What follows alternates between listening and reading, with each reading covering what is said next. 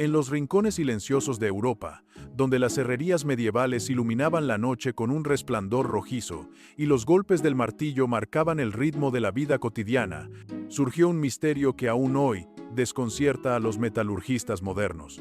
Es el misterio del hierro impuro, del metal que jamás debió sobrevivir, pero que ha resistido 8 siglos sin desmoronarse mientras el acero industrial, brillante y uniforme, apenas soporta unos años antes de sucumbir a una capa de óxido naranja que lo devora desde dentro. El contraste es tan brutal que parece imposible que proceda del mismo elemento, pero lo cierto es que el hierro medieval era un material que nadie en su época comprendía a nivel microscópico, aunque cada herrero sabía, con la sabiduría heredada de innumerables generaciones, cómo debía forjarse para derrotar al tiempo. Todo comienza con una paradoja. El hierro medieval era, en apariencia, peor. Más frágil en algunos puntos, más duro en otros, lleno de impurezas visibles y de pequeñas manchas oscuras que ningún manual moderno toleraría. Era un metal que parecía defectuoso, que se resistía a la homogeneidad y que exigía un dominio casi ritual durante la forja. Pero esas mismas impurezas, lejos de ser fallos, se convertirían en una protección contra la corrosión tan eficaz que ningún acero moderno, por limpio y por controlado que sea, ha conseguido replicarla. Cada fragmento de escoria, cada hebra imperfecta, cada partícula de fósforo accidental construía una muralla silenciosa contra la oxidación. El primer secreto no estaba en el horno, sino en la tierra misma. El mineral que los herreros medievales extraían de marismas, riberas y montes tenía una composición que hoy consideraríamos ineficiente.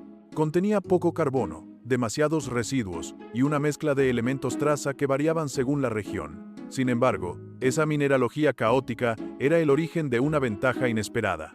El fósforo, que infiltraba la empiente mena como un intruso incomprendido, hacía que el hierro oxidara de una forma distinta, más lenta, más estable, formando una película oscura que actuaba como un escudo impenetrable. Lo que para un metal moderno sería una contaminación peligrosa, para el hierro medieval era un regalo accidental de la naturaleza. Después venía el horno de reducción, un cilindro tosco hecho de barro y piedra que no podía alcanzar temperaturas suficientes para fundir completamente el hierro. Para cualquier ingeniero del presente, aquello sería una limitación intolerable, pero para el herrero medieval era una oportunidad. El metal no se derretía, se iba aglutinando lentamente en forma de una masa esponjosa llamada esponja o bloom. Dentro de ella quedaban atrapadas hebras de escoria vítrea que, al ser trabajadas más tarde en la forja, se estirarían formando auténticos hilos microscópicos de vidrio. Ningún herrero consciente hubiese podido diseñar un proceso así. Era una feliz consecuencia del límite tecnológico de su época.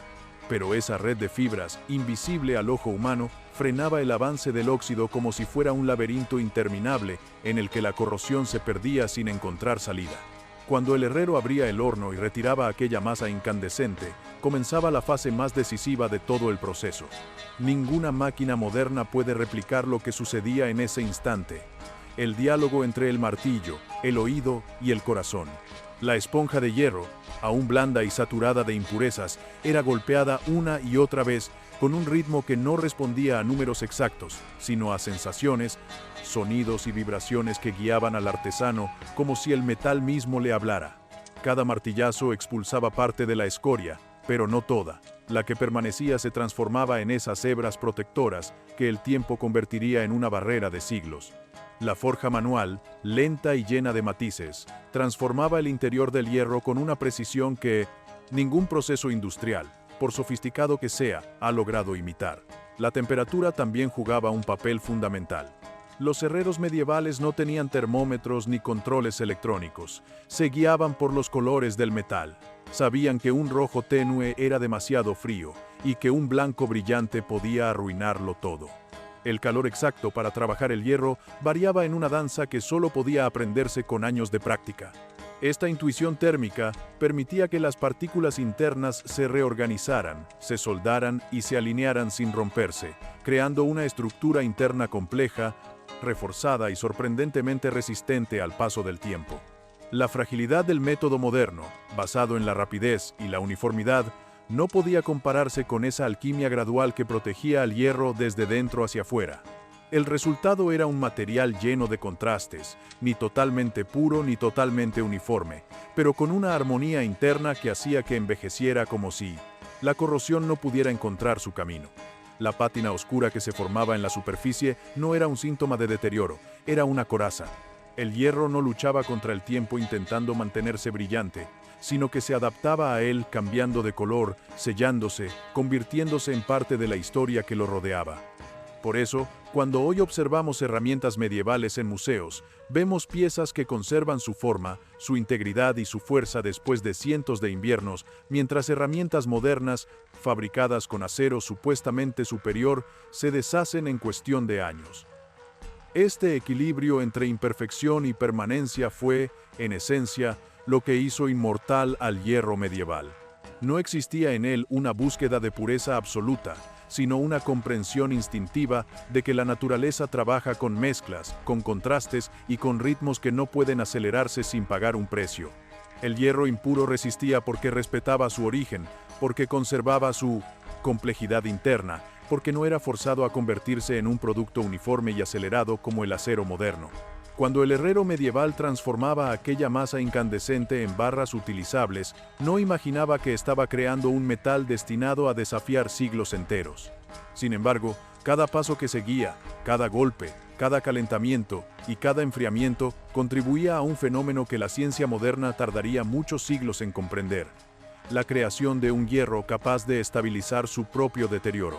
Mientras el acero moderno intenta evitar la oxidación manteniendo sus superficies limpias y homogéneas, el hierro medieval la controla de una manera más sutil, permitiendo que la corrosión forme una capa protectora en lugar de penetrar en el interior. Ese comportamiento extraordinario era consecuencia directa de la estructura interna del metal, una estructura que solo podía nacer de la combinación entre imperfección, lentitud y maestría artesanal. Esa estructura tenía un origen muy particular, porque el hierro medieval no se moldeaba mediante un proceso continuo, sino mediante ciclos sucesivos de calor y martillo que reorganizaban el metal poco a poco, como si cada fase dejara un recuerdo dentro de su cuerpo. Primero se calentaba el hierro hasta que adquiría un rojo profundo que anunciaba la temperatura exacta para trabajarlo sin romperlo. Luego se martillaba mientras la escoria aún fluía entre sus fibras, consolidando la masa y distribuyendo impurezas de forma irregular. Después se volvía a introducir en el fuego y se golpeaba otra vez, repitiendo el ciclo hasta que el herrero percibía que la pieza tenía la consistencia adecuada. Ningún artesano podía precisar cuántas veces era necesario repetir ese proceso. Dependía de la forma en que el metal respondía bajo el martillo, un lenguaje silencioso que solo la experiencia permitía interpretar. Durante esta forja repetida surgía una característica esencial: el hierro se convertía en un mosaico de zonas más puras y zonas más ricas en impurezas, cada una con su propio comportamiento frente al oxígeno y la humedad. El acero moderno, con su composición precisa y estable, se expone al ambiente como una superficie uniforme donde la corrosión avanza sin resistencia.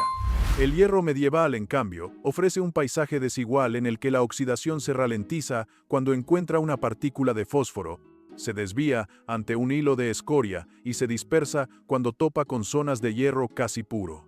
Esta irregularidad hace que el óxido superficial forme una barrera compacta y estable, una coraza que protege el corazón de la pieza y que, en lugar de avanzar hacia adentro, se mantiene en el exterior como un velo oscuro que anuncia su antigüedad. Otro aspecto fundamental era el enfriamiento. Los herreros medievales rara vez enfriaban el hierro en agua. Sabían que el choque térmico endurecía demasiado la superficie y creaba tensiones internas que, con el tiempo, podían abrir grietas invisibles. En lugar de ello, permitían que el hierro se enfriara lentamente al aire, un enfriamiento que requería paciencia, pero que daba como resultado un metal mucho más estable. Ese enfriamiento natural permitía que las partículas internas se asentaran con suavidad, sin las tensiones que debilitan el acero moderno cuando se somete a procesos acelerados. Así, la pieza terminada envejecía con serenidad, sin las fracturas microscópicas que actúan como puertas de entrada para la corrosión. En algunas regiones, los herreros añadían un paso adicional que hoy resulta sorprendente: dejaban reposar el hierro durante semanas antes de trabajarlo en su forma final. Este reposo permitía que la escoria se redistribuyera lentamente dentro de la pieza, creando zonas más resistentes a la humedad.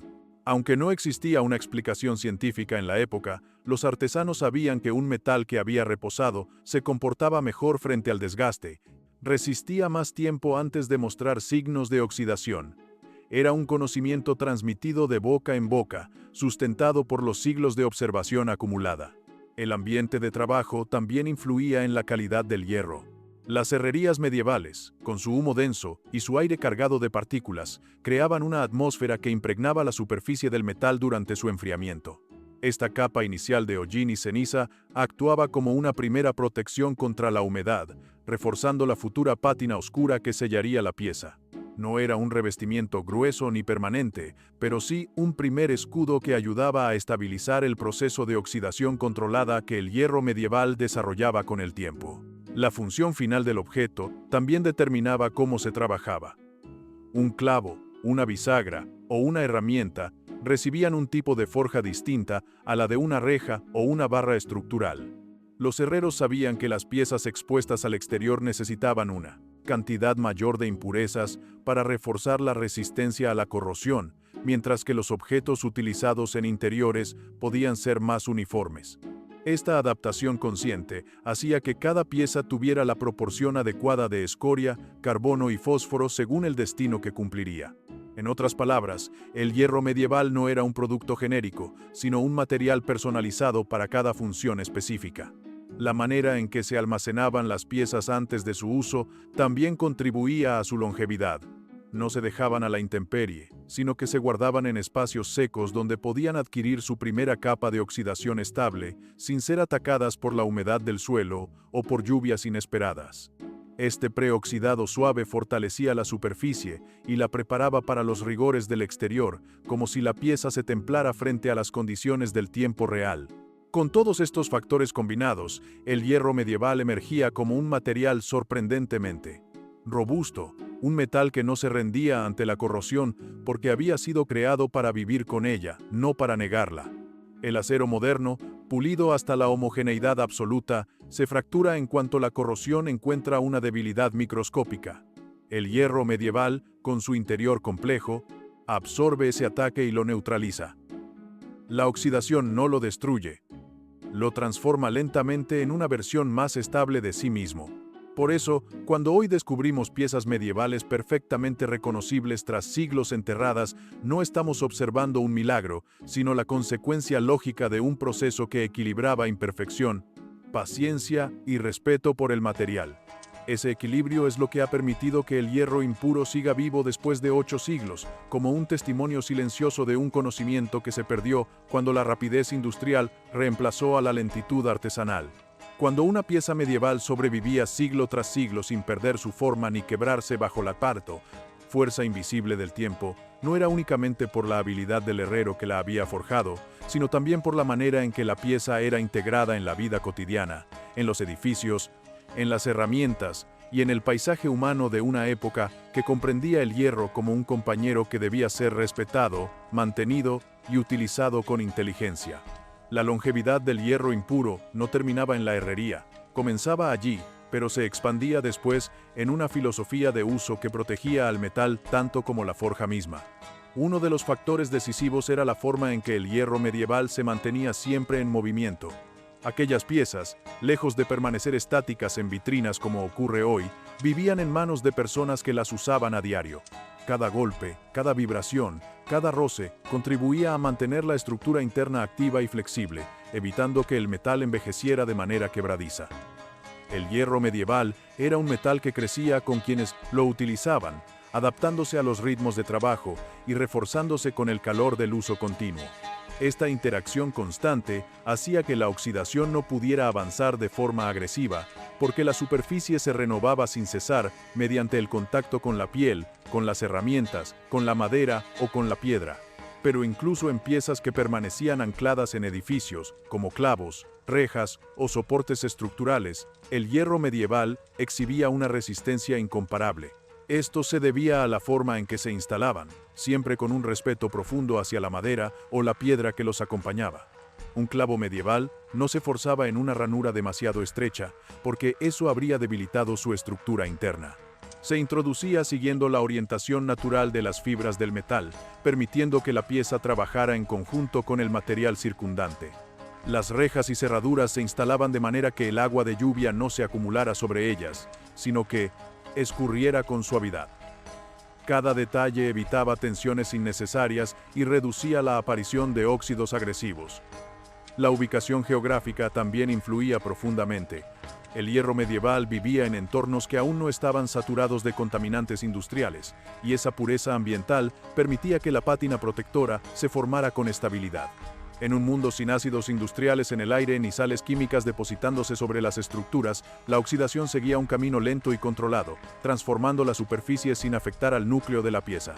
Esa capa oscura, densa y casi aterciopelada era el sello de un metal que había aprendido a convivir con el clima, lejos de la corrosión acelerada que sufren los metales modernos en entornos cargados de partículas corrosivas. Las técnicas de mantenimiento también formaban parte del legado medieval. Cada herrero sabía que el hierro debía mantenerse seco, pero no aislado por completo. Se protegía de la lluvia, directa, pero se dejaba respirar. Algunas piezas se frotaban periódicamente con aceite animal o vegetal, lo que reforzaba la pátina protectora y ofrecía una lubricación natural contra el desgaste. En otros casos, se aplicaban capas ligeras de hollín o se exponían al humo del hogar, un tratamiento que no era intencionado originalmente, pero que terminó convirtiéndose en una bendición para la conservación. El humo llenaba los poros del hierro con partículas que repelían el agua y fortalecían la superficie, actuando como una barrera natural contra la oxidación. La mano del tiempo también jugaba a favor del hierro medieval. A diferencia del acero moderno, cuya estructura homogénea tiende a fracturarse bajo procesos de corrosión interna, el hierro impuro envejecía hacia la estabilidad. Cada año añadía nuevas capas de protección, porque la oxidación no avanzaba de manera destructiva, sino constructiva. La superficie adquiría una pátina cada vez más dura y compacta, un blindaje natural que mejoraba con los siglos.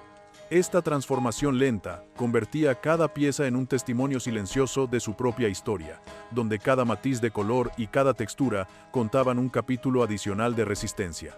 Incluso los desastres que podrían haber destruido el metal moderno eran incapaces de acabar con el hierro medieval. Inundaciones, incendios, guerras y abandonos prolongados lo afectaban, sí, pero nunca lo destruían por completo.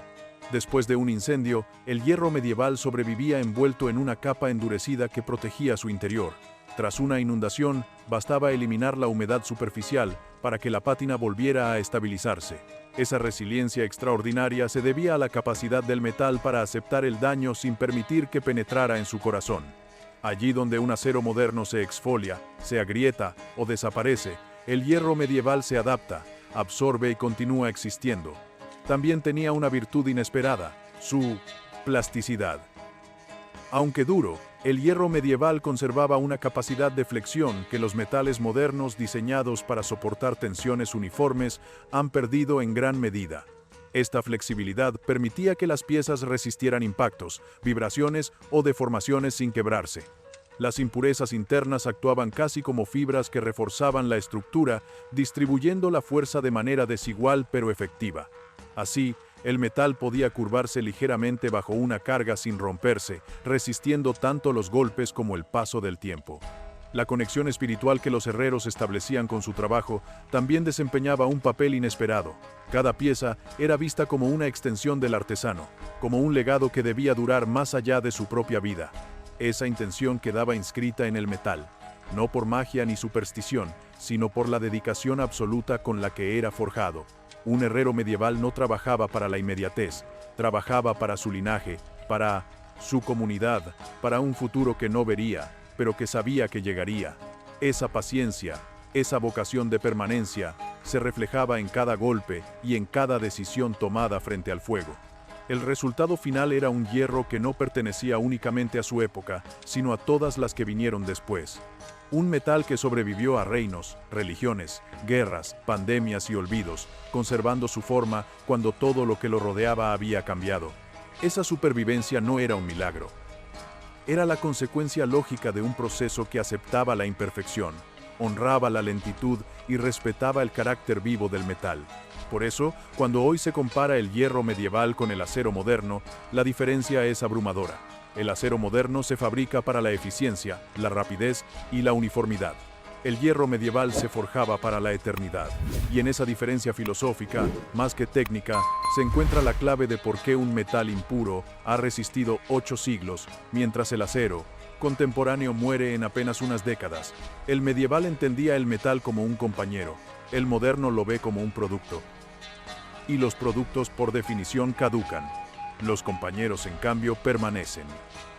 Cuando se examinan los fragmentos de hierro medieval que han sobrevivido hasta nuestros días, no se está observando únicamente el resultado del trabajo de un herrero, sino la huella acumulada de una civilización que entendía el tiempo de una manera distinta. Cada pieza es un testimonio de un mundo en el que la materia tenía un ritmo lento, casi humano, donde el metal no era un desecho desechable, sino un elemento que acompañaba a varias generaciones. Y esta visión, más que cualquier técnica concreta, es la clave final para comprender por qué aquel hierro impuro sigue intacto 8 siglos después de haber salido del fuego. La longevidad del hierro medieval no puede explicarse si no se entiende la mentalidad de quienes lo usaban. Para ellos, cada objeto tenía un valor que excedía el propósito inmediato. Una simple bisagra podía durar la vida de un hombre, la de su hijo y la de su nieto, porque había sido creada con la intención de trascender. El tiempo no era un enemigo, sino una herramienta que mejoraba el material a medida que la pátina protectora se hacía más firme. Esa relación con la materia permitía que los objetos se conservaran, porque nadie los trataba como algo prescindible. Se reparaban antes de reemplazarse, se reforzaban antes de desecharse, y se valoraban como parte de un legado que debía sobrevivir al desgaste de los días. Este vínculo entre comunidad y materia contribuyó también a que el hierro se integrara en la arquitectura como un elemento casi invisible, pero esencial. Los herreros sabían que el hierro debía trabajar en armonía con la madera, la piedra y la arcilla, y por eso colocaban cada pieza en el lugar exacto para que no sufriera tensiones indebidas. Una argolla quedaba orientada para evitar que la lluvia la golpeara de frente. Un soporte tenía la inclinación mínima necesaria para que el agua escurriera. Una barra estructural se ubicaba en un punto donde el aire pudiera circular. Estas decisiones discretas protegían al metal, porque evitaban que la humedad se acumulara y que la corrosión pudiera penetrar más allá de la superficie. El hierro medieval, apoyado por la sensatez de su instalación, sobrevivía porque se encontraba siempre en equilibrio con el entorno. Uno de los factores más sorprendentes es que este metal no requería protección externa para resistir. Mientras el acero moderno depende de pinturas, barnices o recubrimientos químicos para mantenerse estable, el hierro medieval se protegía a sí mismo mediante la creación de una capa oscura que sellaba su exterior. Esa pátina no era algo añadido por el herrero, sino una consecuencia natural de su propia estructura interna, llena de irregularidades que actuaban como freno para el avance del óxido. Con cada estación, la capa se hacía más gruesa y más firme, hasta convertirse en un blindaje que podía resistir lluvias interminables, inviernos intensos y veranos abrasadores sin mostrar grietas significativas. Aquella piel mineral, nacida de la imperfección, era la mayor aliada del metal. Este comportamiento contrasta de manera brutal con el del acero moderno, cuya naturaleza homogénea lo convierte en una presa fácil para la corrosión. En cuanto aparece una pequeña fisura o un rasguño, el óxido se abre camino hacia el interior y destruye la pieza desde sus cimientos. El hierro medieval, en cambio, no se agrieta de la misma forma, porque su estructura irregular dispersa la corrosión y la obliga a detenerse antes de causar daños irreversibles. Un herrero antiguo no lo sabía con términos científicos, pero sí podía ver que las piezas más oscuras y menos uniformes sobrevivían mejor. Por eso buscaban, casi instintivamente, esa mezcla exacta de imperfección que hacía que el hierro envejeciera con dignidad. Incluso el almacenamiento posterior al uso jugaba un papel determinante. Las piezas de hierro no se abandonaban a la intemperie cuando dejaban de ser necesarias temporalmente. Se guardaban en estancias secas donde el aire podía circular y donde la humedad no se acumulaba. Este entorno permitía que la pátina se desarrollara con suavidad, sin agresiones bruscas, consolidando su resistencia futura. En los castillos, los talleres de mantenimiento revisaban periódicamente el estado de cada herramienta reforzando el metal con pequeñas aplicaciones de aceite o con un simple pulido manual que eliminaba impurezas superficiales sin dañar la capa protectora. Esa constancia convertía cada pieza en un organismo casi vivo, capaz de regenerarse lentamente y adaptarse al paso de los años. Otro detalle clave era la interacción entre el hierro y el fuego. Aunque el metal pasaba por tratamientos de alta temperatura durante la forja, una vez finalizado nunca se sometía a cambios térmicos violentos. Los habitantes de la época lo protegían de los incendios y evitaban colocar piezas de hierro cerca de fuentes de calor extremo. Sabían que el calor repentino podía deformarlo y romper su equilibrio interno. Esta prudencia preservaba la integridad del metal y evitaba que la corrosión se acelerara por efecto de tensiones internas inesperadas. El hierro medieval no era un material que se dejara a merced del azar, sino que se cuidaba con un respeto constante que garantizaba su supervivencia. Con el tiempo, esta combinación de forja lenta, imperfección controlada, mantenimiento regular y respeto cultural creó un metal que parecía inmune a los estragos de los siglos. Las piezas que encontramos hoy, intactas pese a haber soportado tormentas, guerras, incendios y abandonos prolongados, no representan excepciones, sino ejemplos de un saber perdido que comprendía mejor que nosotros la relación entre el ser humano y la materia.